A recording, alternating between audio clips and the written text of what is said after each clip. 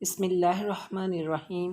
کیا آپ کو پتہ ہے کہ تنوین کیا ہوتا ہے اور نون ساکن اور تنوین میں کیا مماثلت ہے، اور را کے نیچے دو زیر کی تنوین ہو تو اس کو کیسا پڑھتے ہیں؟ اگر آپ نہیں جانتے تو یہ ویڈیو آپ کے لیے ہے۔ آپ دیکھ رہے ہیں ہمارا چینل تجوید القرآن ود عائش۔ السلام علیکم ورحمۃ اللہ وبرکاتہ۔ رب اشرح لی صدری ویسر لی امری واحلل عقدۃ من لسانی یفقہوا قولی رب زدنی علما آمین یا رب العالمین۔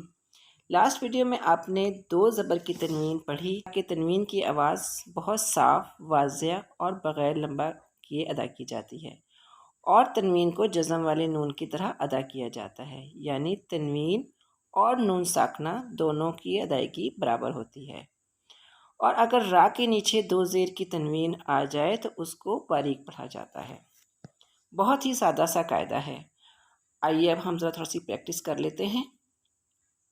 شین دو زیر شن، تا دو زیر تن، سین دو زیر سن، صاد دو زیر خن، خا دو زیر خن، ہا دو زیر ہن۔ آپ یہاں دیکھ رہے ہوں گے کہ نون ساکن کی آواز جو اینڈ میں آ رہی ہے، شن، سن، خن، ہن، جو بھی اینڈ پہ آواز آ رہی ہے نون ساکن کی، وہ بہت صاف اور واضح اور کھل کر آ رہی ہے۔ آگے پڑھتے ہیں۔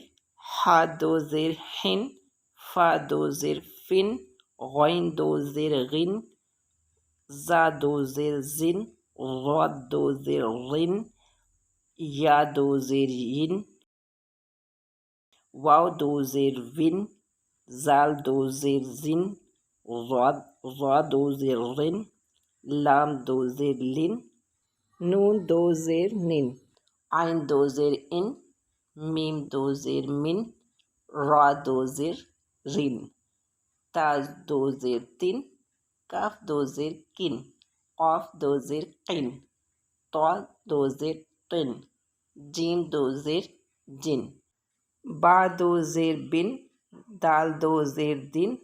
اب آپ نے دیکھا کہ جب میں نے را کو پڑھا تو پڑھتے وقت اس کو میں نے موٹا پڑھا، لیکن جب میں نے اس کو تنوین کے ساتھ پڑھا تو اس کو باریک ادا کیا، جیسے را دو زیر رن۔ تو جب دو زیر کی تنوین آ جائے گی را کے نیچے تو وہ باریک پڑھا جائے گا۔ حروف مفردات پر آپ نے دو زیر کی تنوین کی ادائیگی سیکھی۔ اب کچھ ہم حروف کے اوپر پریکٹس کر لیتے ہیں۔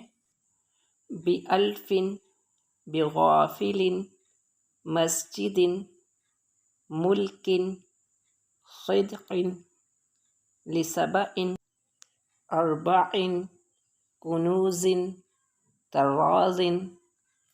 امید ہے کہ آپ کو زیر کی تنوین کی سمجھ آ گئی ہوگی۔ اگر ویڈیو پسند آئی ہو تو اپنے دینی بہن بھائیوں میں لازمی شیئر کیجئے، لائک کریں، سبسکرائب کریں۔ خوش رہیں، آباد رہیں۔ السلام علیکم ورحمۃ اللہ وبرکاتہ۔